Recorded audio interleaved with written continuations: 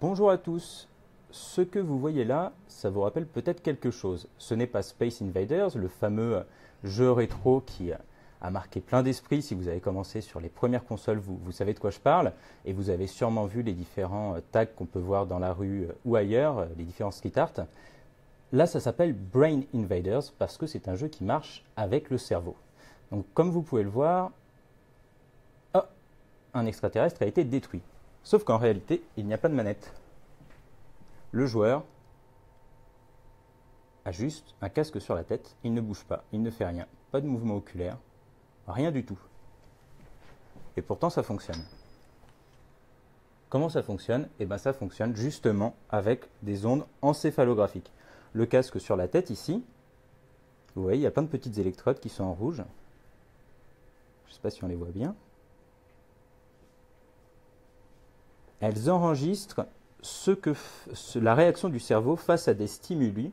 Donc là, par exemple, des stimuli visuels. Comme vous voyez, ça clignote un peu. Et donc, quand on joue, il faut se concentrer sur un petit bonhomme qui est encadré. Vous allez voir dès qu'on va passer au niveau suivant. Un des bonhommes, il y a un cercle autour de lui. Regardez en bas. Donc là, il faut se concentrer et compter le nombre de fois où ça clignote. Une fois, deux fois. Et là, si on a réussi, là, par exemple, c'est loupé. On a ciblé la mauvaise personne. Et donc ça fonctionne par des ondes encéphalographiques. Donc on va vous montrer comment ça marche plus exactement. On va arrêter le petit jeu qui est la démonstration qui permet de voir à quoi ça peut servir. On va vous montrer à quoi ça peut servir, donc comment ça fonctionne vraiment les ondes. Donc on va peut-être pouvoir rouvrir l'image dont on avait discuté tout à l'heure. Vous allez voir. Si vous avez des questions, n'hésitez pas. On va ensuite faire une interview justement des chercheurs du GIPSA à Grenoble, du CNRS, qui s'occupent de tout ça. Ils vont vous expliquer comment ça fonctionne, quel est le but de ce genre de technologie qui permet en fait entre guillemets, de lire dans les pensées. C'est en fait beaucoup plus compliqué que ça. Et vous allez voir en fait qu'est-ce qu'on lit vraiment, qu'est-ce que lisent ces électrodes. Alors, pour l'instant, on a des signaux auxquels vous ne comprenez pas grand-chose, c'est le but. Regardez. On a donc, je ne sais pas si vous voyez bien.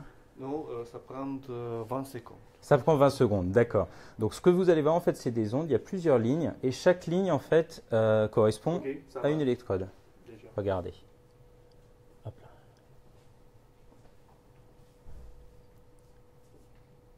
Voilà. Chaque ligne correspond à une électrode et en fait les mouvements que vous voyez, c'est l'activité du cerveau.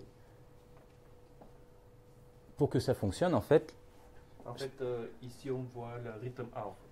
C'est-à-dire que le sujet a fermé les yeux. Donc nous, si on voit le sujet, on peut comprendre quand les yeux sont fermés. Donc vous disiez, c'est quand on ferme les yeux, vous pouvez me remontrer ce que c'est? Oui, c'est le rythme alpha ici, en fait. Ça change le UUG. Et comme ça, en fait, l'alpha, c'est un bon indicateur si on a le bon signal UUG. Voilà. Et donc ça, c'est pris via ces électrodes. Et je ne sais pas si vous voyez dedans, il y a du petit gel qui permet de faire le contact, en fait, la connexion avec justement le crâne pour arriver à analyser ces électrodes. Lucie, tu viens d'arriver, tu te demandes de quoi ça parle. Tu as donc loupé le début. On voyait en fait un jeu vidéo comme Space Invader, mais qui était géré uniquement par le cerveau, uniquement. À travers les cheveux, oui, justement, c'est l'intérêt du gel, c'est que ça permet de faire le contact avec la peau. Mais il y a d'autres techniques, on va en parler tout à l'heure, qui permettent de faire ça. Je remonte un petit peu les commentaires, voir s'il y a d'autres questions.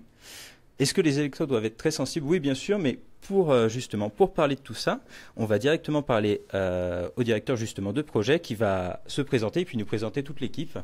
Bonjour tout le monde. Bonjour à tous et à toutes. Marco Congedo, CNRS, GIPSA, bienvenue dans notre laboratoire. Alors du coup, comment ça fonctionne en fait justement ces électrodes? On me demandait est-ce que les électrodes doivent être très sensibles pour arriver à analyser le flux du cerveau? En fait, l'électrode, c'est juste un petit bout de métal, ce n'est pas une question de sensibilité. L'important, c'est qu'il y a une bonne conductance avec la peau. Donc, ça pourrait se faire par le biais du gel, mais il y a aussi des électrodes sèches qui vont être présentées plus tard par notre collègue, qui permet d'avoir le même résultat sans gel. Donc, pour une utilisation plus rapide, plus, disons, de tous les jours. Et là, c'est en contact directement avec la peau ou ça peut passer à travers les cheveux? Comment ça marche? Ben, les gels, justement, l'avantage du gel, c'est qu'il passe fait facilement au travers des cheveux, donc ça ne pose pas de problème. Alors qu'avec un électrode de ce type-là, ben, il faudra plutôt bien toucher la peau. D'accord, parfait. Et de manière générale, donc il y a une spécificité, parce que ça, c'est des technologies qui existent depuis quelques temps. Vous, il y a quelque chose d'un peu spécial vous avez facilité l'utilisation de cette technologie. Oui, tout à fait. Donc, notre démarche consiste à se passer complètement de la phase de calibration ou étalonnage, c'est-à-dire l'intelligence artificielle qui est derrière la machine. Normalement, on doit apprendre la spécificité de votre cerveau. Et ce que vous avez vu, en fait, c'est un joueur qui est capable de jouer sans apprentissage. Donc, on branche la personne et tout de suite, c'est là, on commence à jouer. Ça se fait par le biais d'une base de données des joueurs précédents. Donc, en fait, la machine est initialisée avec un super cerveau qui vient de beaucoup d'utilisateurs précédents. Et ensuite, la machine s'adapte, pendant les jeux, s'adapte à la personne. Et au bout de 30 secondes, à peu près, la machine est déjà optimale. Donc, on se passe complètement de la calibration, ce qui fait qu'on peut espérer que cette technologie puisse être acceptée par le grand public. D'accord. Et du coup, est-ce que vous pourriez résumer pour les personnes qui viennent d'arriver comment ça fonctionne très rapidement? Comment, en fait, on arrive à comprendre ce que fait le cerveau, en fait? Oui, en fait, chaque fois qu'il y a une flèche sur l'écran, vous avez vu que les aliens fléchaient. Chaque fois qu'il y a une flèche, dans le cerveau se produit un potentiel électrique, donc une onde qu'on appelle P300, P comme positif, 300 comme 300 millisecondes. Donc 300 millisecondes après les flèches, se produit une petite onde et notre boulot c'est de repérer cette petite onde. Et c'est grâce au fait qu'on sait quand il y a les flèches, on arrive à repérer les symboles sur lesquels on a focalisé l'attention. Donc on arrive à comprendre, quand le cerveau voit quelque chose de spécifique, on arrive à voir, ah, c'est à ce moment-là. Exactement. Est-ce que c'est le même principe, me demande-t-on, que le casque émotif? Je ne connais pas ce casque. Si, les casques émotifs utilisent en fait des tampons de coton imbibés dans l'eau, peut-être de l'eau salée pour améliorer un peu. En fait, il s'agit du premier casque grand public, donc à prix très faible. Par contre, la qualité du signal de l'émotive est pas terrible dans le sens que si vous comparez avec un système de ce type-là, vous avez à peu près 80% de la performance. D'accord. Gilles me demande s'il s'agit d'une intelligence artificielle et je crois justement que le problème, c'est pas vraiment de trouver, de repérer en fait, d'analyser le signal, c'est plus d'arriver à trier le signal dans le bruit parce qu'il y a plein de bruit dans le cerveau. Exactement, c'est plus compliqué que ça parce que l'onde en question est très petite, dans l'ordre de quelques microvolts. 4, 5, 6, alors que le signal de fond de léger est plutôt dans l'ordre de 30, 40, 50 microvolts, donc en ordre de grandeur supérieur. Donc notre boulot, c'est aussi débruiter les signaux et en fait opérer du filtrage spatial, fréquentiel et temporel pour pouvoir finalement repérer cette petite onde dans les bruits de fond qui est produit par le cerveau. D'accord.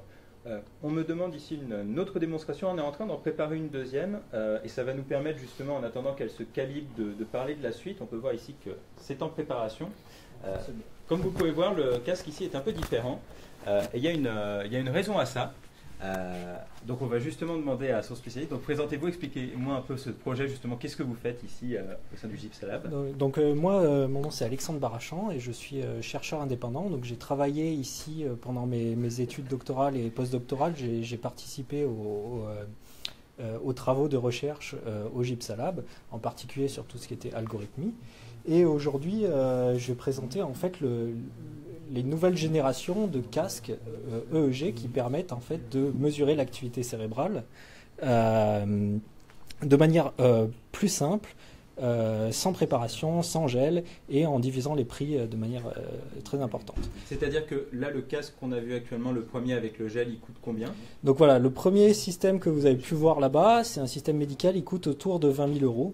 Et on va dire que c'est plutôt dans les prix, on va dire, pas les plus chers des systèmes qui sont EEG. Donc c'est un système qui est développé spécifiquement pour le médical et qui offre une très bonne qualité de signal, mais qui est très, on va dire, c'est pas très ergonomique car il faut mettre du gel. Et on n'est pas sans fil, donc on est obligé d'être branché à la machine en permanence.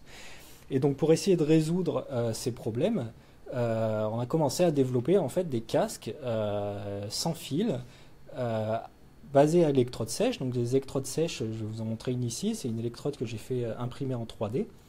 Donc cette électrode sèche, c'est un mélange de plastique et de graphène qui permet de conduire avec de la peinture d'argent sur les pointes, et donc qui va se mettre en contact avec les cheveux et qui va permettre de se passer totalement de gel. D'accord. Je reviens là, on a plusieurs questions de personnes on va leur repréciser. Est-ce qu'il y a un apprentissage des signaux, un entraînement mental spécifique, et surtout est-ce que chaque utilisateur doit refaire l'entraînement? Donc c'est ce qu'on disait tout à l'heure, si on peut réexpliquer un petit peu rapidement. Alors chaque personne a un cerveau légèrement différent, ce qui fait qu'on mesure des ondes cérébrales légèrement différentes chez chaque personne. Néanmoins, on a des principes de fonctionnement comme l'onde P300 sur lesquels est basé le système, qui est globalement pareil chez les différentes personnes. Et donc nous, tout notre travail, ça a été, en général, on est obligé de faire une calibration avant utilisation. Cette calibration, elle peut être longue, elle peut aller jusqu'à 10 minutes, 15 minutes, 20 minutes, ça dépend un peu des types d'interfaces qu'on utilise. Et donc le but là, c'est d'essayer de faire des algorithmes, donc c'est basé sur le machine learning et l'intelligence artificielle, qui vont en fait permettre, à partir de l'initialisation d'une base de données d'utilisateurs existants, de s'adapter aux spécificités de chaque sujet. Et donc on n'a plus besoin de calibration, on peut mettre le casque directement et commencer à jouer. Parfait, peut-être qu'on pourrait faire une nouvelle démonstration pour ceux qui n'étaient pas là au début. Donc on va relancer le jeu qui s'appelle donc Brain Invader avec ce casque donc qui coûte seulement 500 €, alors que le précédent, donc que je peux vous remonter très rapidement ici, qui est un casque plus destiné en fait au domaine médical, on va y revenir, ça c'est à peu près 20 000 € et c'est pas un des plus chers. Donc oui, pour répondre d'ailleurs aux précédentes questions, justement les applications actuellement c'est dans le domaine des médicales. Vous avez peut-être déjà entendu parler de ces patients qui ne peuvent plus communiquer et qui arrivent en fait à écrire via leur ordinateur juste par la pensée. Ça fonctionne de la même manière, c'est-à-dire qu'il y a des lettres à l'écran, elles vont clignoter et donc la personne doit se concentrer fortement sur la lettre qui clignote et du coup en fait ces ondes que vous voyez un peu ici vont évoluer, mais ça va évoluer de manière très minime en fait, parce que c'est de base le bruit on va dire du cerveau est je crois de l'ordre de 30 ou 40 microvolts si je me trompe pas, et là on va chercher une onde qui est de l'ordre de 4 ou 5, donc il faut vraiment être très arriver en fait à avoir une intelligence artificielle qui va justement faire le travail de trier le bon grain de livret entre guillemets. Qu'est-ce qu'on a comme question? L'évolution de ce type de cas pour des personnes en situation de handicap. Donc justement, c'est ce que je disais. Et justement, le but de faire des casques à seulement 500 €, c'est aussi de faire en sorte que ça soit pas juste pour la recherche, pas juste pour des personnes qui ont de gros problèmes ou qui sont pris en charge, mais pour un peu tout le monde, tous ceux qui ont besoin, en dehors justement du jeu, parce que le jeu, c'est un peu une sorte de démonstrateur. Donc on va d'ailleurs vous faire une petite démo. C'est bon, ça marche, ça fonctionne? Ça devrait marcher, on va dire. Eh ben allons-y, c'est parti. Donc là, c'est le principe est un tout petit peu différent. On va avoir donc à l'écran des aliens qui vont flasher et je vais essayer de me concentrer sur un alien. Vous voyez, il y en a un qui est entouré de rouge. Et là, en fait, ce que fait la personne, c'est qu'elle compte, il faut se concentrer, elle compte le nombre de fois où cet alien clignote, pas les autres. Et plus elle réussit à cibler cet alien mentalement, plus il va grossir. Donc vous voyez que là, il est quand même beaucoup plus gros que les autres. Donc ça veut dire que ça fonctionne bien. Hop, on recommence. Donc là, vous voyez, il est en bas à droite. Et là, voilà, il clignote parfois. Et là, vous voyez, il grossit. Ah, il y a une petit échec, parce que des fois, je l'ai testé tout à l'heure, en fait. Alors des fois, il peut y avoir des petits votes parce qu'on est quand même sur un matériel expérimental, mais surtout des fois, en fait, on a l'œil attiré par un autre alien qui flash, en fait, tout simplement. Mais là, on voit qu'il continue à regrossir. Est-ce qu'on peut essayer d'en cibler un autre pour voir, par exemple, celui tout en haut à gauche? Alors, tu veux dire lequel?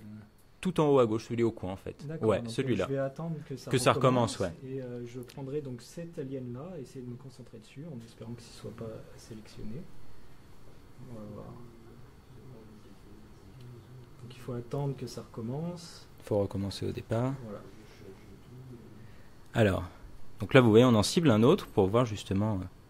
Vous voyez, il continue à grossir alors que les autres... Et celui qui est cerclé, bah, du coup, ne fonctionne pas parce qu'on respecte pas la règle du jeu, mais c'est juste pour vous montrer que c'est pas, voilà, il n'y a pas de triche ou quoi que ce soit, c'est vraiment, et voilà, il n'y a aucun contrôle, les mains sont posées, voilà, c'est juste par la pensée avec les électrodes. Je vous laisse encore un petit peu sur la démo pour que vous regardiez. On va se remettre sur celui qui est en rouge, comme ça c'est bien visible pour les lecteurs. Alors, est-ce que les électrodes, nous demande Rémi, sont capables de percevoir un sentiment et de quel type? Ça, on va revenir justement sur la question, sur les applications potentielles en fait de cette technologie, parce que là, du coup, on est sur un démonstrateur, c'est un jeu, c'est quelque chose de, c'est intriguant, mais qu'est-ce qu'on peut faire de ça? Il y a plusieurs choses possibles, et on va justement en discuter tout de suite. Alors donc, tout à l'heure déjà, on disait que ces électrodes, ces casques, en fait, ils peuvent servir à pas mal de choses. Donc, par exemple, qu'est-ce qu'ils peuvent détecter? Parce que là, actuellement, il y a combien d'électrodes sur celui-là, sur ce casque? Alors, sur mon casque, à l'heure actuelle, j'ai 8 électrodes qui sont positionnées principalement à l'arrière. Donc, si j'enlève en fait ça, vous allez voir les différents points de contact qui correspondent à chacune des électrodes. Et je les ai principalement mis au niveau du cortex visuel et central pariétal un petit peu pour essayer de mesurer cette onde qu'on appelle l'onde P300 qui me permet en fait de détecter sur quelle ADN je me concentre. C'est vrai qu'on peut mesurer beaucoup de choses au niveau du visuel si on a les électrodes placées au bon endroit, et on peut en fait avoir plus d'électrodes. Donc moi mon but c'est de monter à 24 électrodes pour couvrir en fait l'essentiel du scalp et pouvoir commencer à mesurer des choses qui proviennent du cortex moteur, donc sur le mouvement par exemple. On pourrait détecter l'imagination d'un mouvement. Ou sur le cortex auditif, donc pour détecter l'apparence d'un son ou des choses comme ça. Alors ce qu'il faut savoir, c'est que c'est pas tant le casque en lui-même qui détermine ce qu'on est capable de mesurer. Bien sûr, à partir du moment où on a un signal de qualité correcte et une couverture de tout le scalp, on va pouvoir mesurer beaucoup de choses, mais la difficulté principale, c'est au niveau de l'interprétation des signaux, donc c'est-à-dire l'algorithme de machine learning ou d'intelligence artificielle, qui va permettre en fait de décoder l'activité cérébrale pour essayer de la transcoder en une commande. Donc ce qu'on disait, ce qu'il faut voir, c'est que pour qu'on puisse mesurer quelque chose au niveau du scalp, il faut qu'il y ait énormément de neurones qui se mettent à parler tous en même temps. Et donc ça, on sera plutôt capable de détecter des grosses activités mentales. Donc ça peut être quand on s'endort, ça peut être quand on imagine bouger une main, quand on voit un stimulus visuel, un flash comme ça, car le cortex visuel occupe une très grosse place au niveau du cerveau. On processe énormément d'informations visuelles, donc c'est tous ces genres de phénomènes qu'on va arriver à calculer. Pour revenir à la question sur est-ce qu'on peut détecter des sentiments, je dirais que c'est plus compliqué. Théoriquement, on pourrait mesurer quelques sentiments très grossiers. Ça fait pas encore partie de l'état de l'art. Mais c'est quelque chose sur lequel des gens travaillent. D'accord, parfait. J'ai une question de Brandon Lee qui me demande qui a créé le casque. Donc, vous pouvez voir ici en grand écran. Alors donc c'est une équipe de chercheurs donc au sein du GIPSA Lab du CNRS à Grenoble. Et justement on va faire un petit peu le point sur le futur de tout ça. On peut peut-être allumer. Oui.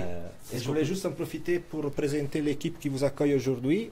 Donc nous avons Laurent Hoth qui se prête aussi comme cobaye aujourd'hui, technicien CNRS. Anton Grenoble IMP, pardon. Anton Andreev, donc ingénieur CNRS responsable de la plateforme software. Grégoire Catan, qui est en thèse aujourd'hui sur les interfaces machine en réalité virtuelle. Et donc, vous avez déjà vu Alexandre Barachan. Et du coup, de manière plus générale, on a quelques questions sur justement cette technologie et le futur. Parce que ce que vous faites, c'est un démonstrateur. Le but, c'est de montrer un peu ce qu'on peut faire. Mais qu'est-ce qu'on va justement en faire à terme? On me demande par exemple... est-ce que cette technologie qui détecte les signaux serait capable d'en émettre dans le cerveau? Ça n'a rien à voir. Disons, donc, tout ce qu'on fait nous, c'est non invasif et c'est complètement passif. On enregistre et c'est tout. D'ailleurs, un des intérêts de l'électroencéphalographie Et justement qu'on peut même l'enregistrer sur un bébé, sur un nouveau-né, comme sur une personne qui est au lit dans une situation médicale très grave. C'est complètement non-invasif, complètement passif. Après, il y a toute une autre branche de recherche qui est la stimulation cérébrale, que ça pourrait avoir, disons, comme traitement médical pour d'autres raisons.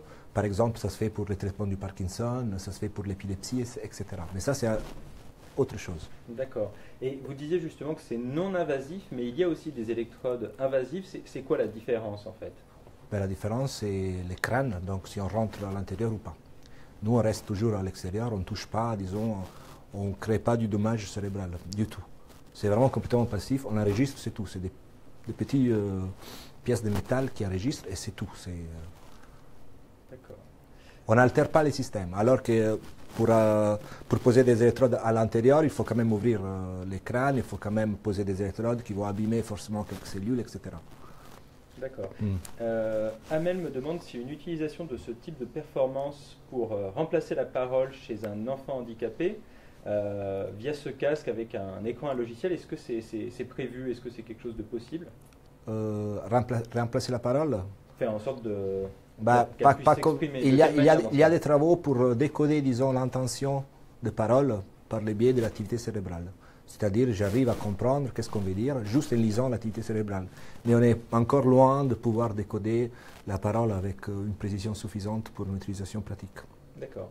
Et là, au final, ces recherches, quel est le but à long terme en fait? Comment vous voyez cette technologie dans 10 ans? Quelle est l'utilité de cette technologie dans 20 ans? Sur l'utilité, je ne voudrais pas me prononcer. En fait, ça dépend de l'utilisation qu'on en fait. Comme toute technologie d'ailleurs, il pourrait avoir une utilité pratique et utile, effectivement, comme quelque chose de pas du tout utile, et même, je voudrais dire, le contraire. Pour le futur, je pense qu'on aura vraiment un changement les jours où cette technologie sortira des laboratoires, qui sera testée. Je pense que ce seront les utilisateurs même qui vont donner en fait une forme à cette technologie pour trouver une utilisation qui les convient. D'accord. Et une autre question, on a beaucoup entendu parler de ce principe de lire dans les pensées, entre guillemets, avec Elon Musk ou Facebook qui ont annoncé qu'ils cherchaient à faire des sortes de casques justement qui permettraient de communiquer directement via le cerveau. Est-ce que vous pourriez expliquer un peu par rapport à l'état de la recherche, qu'est-ce que c'est en fait ces affirmations de ces sociétés, de ces startups, où on en est en fait? Est-ce qu'on en est loin? Est-ce que c'est possible? On est loin, mais quand même il faut regarder loin si on veut faire quelque chose de bien. Donc il y a 40 ans, 50 ans, on ne se posait pas trop de questions sur les interfaces de l'ordinateur parce qu'on pensait que c'était trop loin. Aujourd'hui, c'est pratiquement, c'est une réalité. Donc ces gens-là ont l'habitude de regarder très loin, de viser très loin, et même si maintenant on ne va pas voir les fruits de ce travail, on va l'apprécier dans les années qui viennent. C'est important quand même de regarder loin. D'accord. Et pour aller plus loin, encore une fois, on a deux questions. D'abord, est-ce qu'à terme, on pourrait utiliser cette technologie chez l'animal pour remplacer certaines technologies invasives pour différentes recherches sur les animaux? Première question. Est-ce que ça fonctionne chez l'animal? Oui, bien sûr, ça fonctionne chez l'animal, mais malheureusement, la recherche sur l'animal est beaucoup plus basique.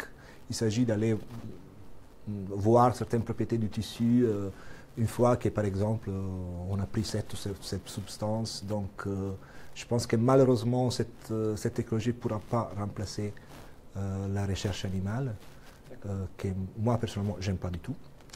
En fait, je suis contre, mais bon, ça, c'est encore autre chose. Et l'autre question, c'est laquelle? Et l'autre question, du coup, elle est un peu pessimiste, celle-là. C'est creuser dans la pensée, c'est sans doute extraordinaire, nous dit Yori, mais cette technologie ne pourrait-elle pas être utilisée à des fins plus douteuses? Par exemple, aller fouiller dans le crâne des autres pour mieux les comprendre, mieux les manipuler. Est-ce qu'il n'y a pas un risque là-dessus? Absolument, ça se fait déjà dans ce qu'on appelle le neuromarketing, qui en France, par exemple, est interdit, mais ça se fait ailleurs. Il y a des boîtes françaises qui vont chercher ça ailleurs parce qu'en France, c'est interdit. Mais on peut effectivement, par exemple, étudier les zones cérébrales pour comprendre, pour une publicité, par exemple, c'est quel moment qui va nous plaire le plus, c'est où il faut insister, etc. Donc, bien évidemment, cette technologie, comme toute technologie, pourrait avoir des utilisations éthiquement doutables. D'accord, parfait. Ça, c'est l'éthique du chercheur aussi. Par exemple, moi, personnellement, je n'en fais pas et je ne voudrais pas participer. D'accord, parfait. Et j'ai une dernière question un peu technique de Nico Grillo qui me demande si pour le casque du coup à 500 €, low cost, qui est open source, etc., est-ce que l'apport d'argent est réellement utile étant donné l'absence d'argent sur le reste de l'électrode, et qui me demande si le polymère devrait limiter et casser le rôle de l'argent. Alors, je voudrais juste dire que 500 €, c'est juste un chiffre donné comme ça au pif. D'accord. Je pense que ce n'est pas facile de chiffrer les prix d'un casque comme ça. Si vous en produisez 1 million, ça coûterait beaucoup moins que ça. Et pour la réponse spécifique sur les polymères, je laisse répondre la personne qui s'occupe de ça, Alexandre.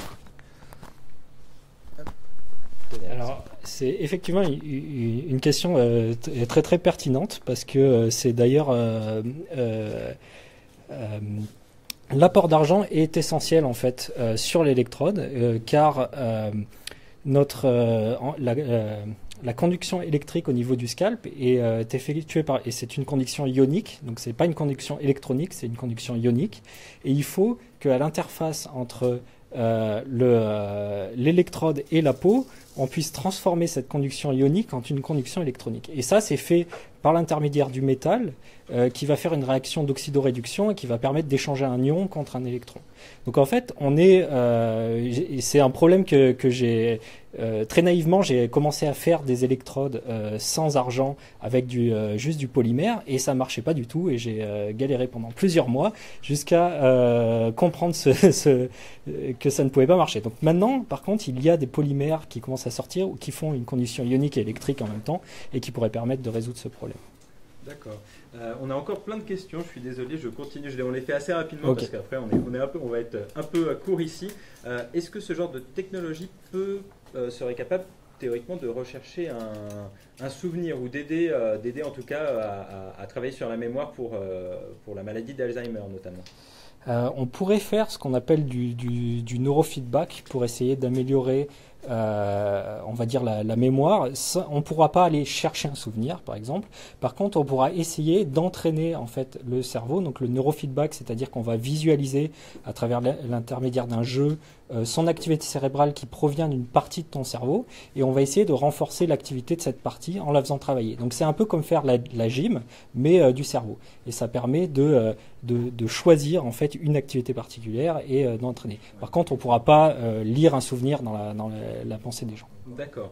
Et autre question de Aref pour les handicapés qui ont une infirmité motrice cérébrale IMC et qui ne peuvent pas parler mais comprennent tout. Est-ce que c'est une solution possible pour qu'ils puissent s'exprimer? Alors c'est une solution qui est utilisée, elle n'est pas encore très répandue, mais on va dire que pour les personnes qui sont en état de lock-in syndrome ou qui ne peuvent plus bouger, on peut utiliser à la place de mettre des aliens, mettre des lettres et pouvoir épeler des caractères. Ce qu'il faut voir, c'est qu'en général, quand on a une activité musculaire résiduelle, par exemple la paupière ou un petit muscle qui bouge, on pourra utiliser ça de manière peut-être plus rapide et plus précise que d'aller chercher directement dans le cerveau. Mais les choses avancent vite, c'est-à-dire qu'on commence à faire de mieux en mieux au niveau du décodage de l'activité cérébrale, ce qui permet en fait potentiellement de pouvoir remplacer chez certaines personnes ces moyens de communication très très basiques. D'accord, parfait. Merci beaucoup. Je crois qu'on a fait le tour.